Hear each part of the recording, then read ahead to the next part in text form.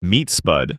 Spud just realized that his financial strategy of hoping for a random bag of cash to appear in the bushes has officially failed. While finance gurus in front of rented Lambos are screaming about your first million, Spud is just trying to figure out why his bank account looks like a black hole. Money flies in with great effort, but it never, ever comes back out. Spud looks at his savings and realizes that if he keeps this up, his retirement plan will consist of a luxury refrigerator box with a view of the dumpster. But today, Spud learned a secret buried under complex charts. There is a magic number, $50,000. This isn't just a pile of paper you can use to buy 40,000 bags of crab-flavored chips, though Spud already calculated that he could fill his entire apartment with them and swim like Scrooge McDuck. $50,000 is the point where the rules of the simulation are rewritten. Before this number, you are a slave to money. After it, the money realizes it's time to start contributing to society and starts working for you. Let's break this down in a language even Spud's potato brain can understand. Imagine your money is seeds. Seeds are your hard-earned dollars. The pot is your investment account. Soil and water are time. When Spud has only $1,000 in his pot, it's just one pale, pathetic sprout. One economic frost in the form of a broken washing machine, and the sprout is dead. Spud is back to zero, but as he pushes toward $50,000, his greenhouse passes through specific levels. Level 1, $5,000, the anti-panic level.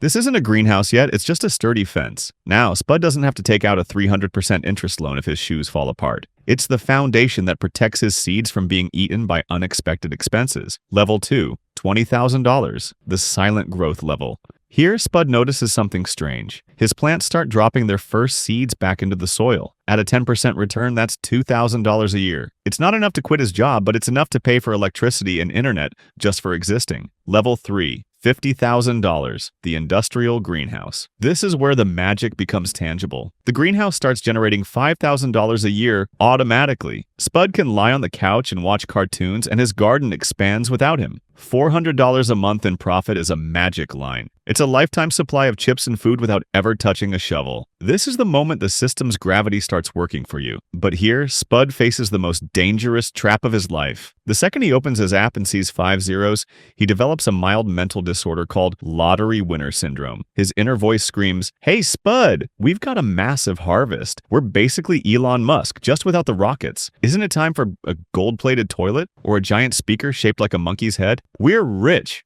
Spud starts feeling a false sense of greatness. He thinks because he has $50,000, he can relax a bit. This is the trap. This is when corporations rub their hands together. They know if Spud snaps and buys a new SUV on credit, he will rip out half the plants in his greenhouse by the roots. He'll burn his farm just to stay warm for one night. Tomorrow he'll wake up in a cool car, but he'll be a slave again, hunting for new seeds just to survive. Spud looks at the receipt and realizes, rich people are only rich because they can tolerate the itch in their pockets longer than everyone else. To survive, Spud introduces a hardcore mechanic, the seed endurance test. He realizes that $1,000 today isn't just a piece of paper. In the greenhouse, in 15 years, it would have turned into $4,000. By buying useless junk, Spud is robbing future Spud. He's literally stealing 5 years of early retirement from his older self. But to keep from going insane, Spud uses the reverse tithe rule. He only allows himself to spend on wants using 10% of what the greenhouse produced, not what is inside it. If the greenhouse made $5,000 in profit, Spud can take $500 and throw a party. Buy that rubber duck or a mountain of chips. No, the core capital, those sacred $50,000, is untouchable. That is the root. If you eat the root, there is no tree. If you eat the cow, there is no milk. You get one fancy steak dinner and then eternal hunger. The coolest thing about $50,000 isn't the numbers. It's how you look at your boss. Before, Spud flinched at every bank notification.